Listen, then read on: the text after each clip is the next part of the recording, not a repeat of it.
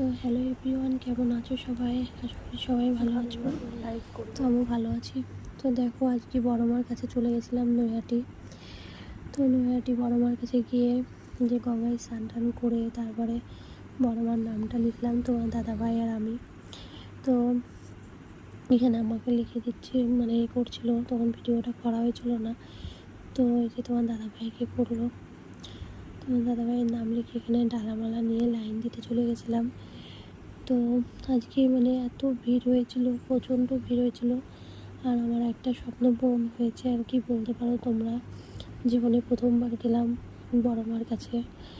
তো আমি ওখানে গিয়ে নিজেকে ধন্য মনে করছি আমি ওখানে যেতে পেরে। আর এতটা আমার মনটা আনন্দ আর খুশিতে ভরে গেছে আর কি বলবো তোমাদেরকে। ওখানে গিয়ে আমার জীবনটা শান্তি হয়েছে। তো সকাল 10টার সময় লাইন দিয়েছি। তো বড় মার কাছে আমরা পৌঁছেছি বিকেল 4:30টার সময়।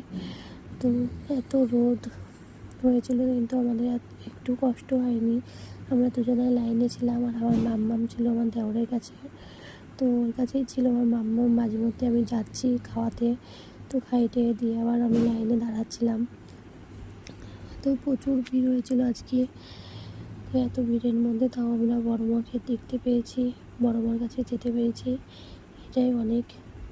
তাই সবাই একবার বলো, বড় জয় বড় মার জয়, জয় বড় মার জয়। তো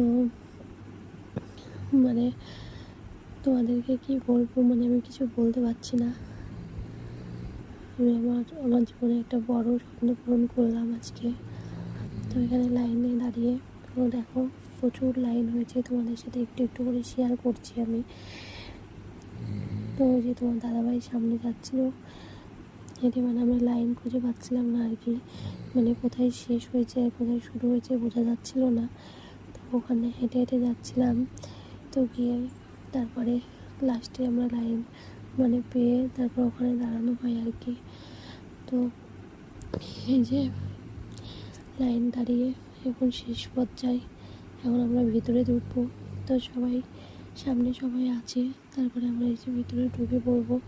তো ঢুকে বড় মাকে আমি আমার মনের কথা জানালাম। আমি যদি আমার বড় মা যদি আবার টানে, তো নিশ্চয়ই আমি আমার বড় মার কাছে আবার যাব।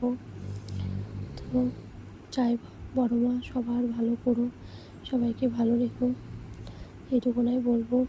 আর আমার বলার কিছু নেই। তো বন্ধুরা, তোমরা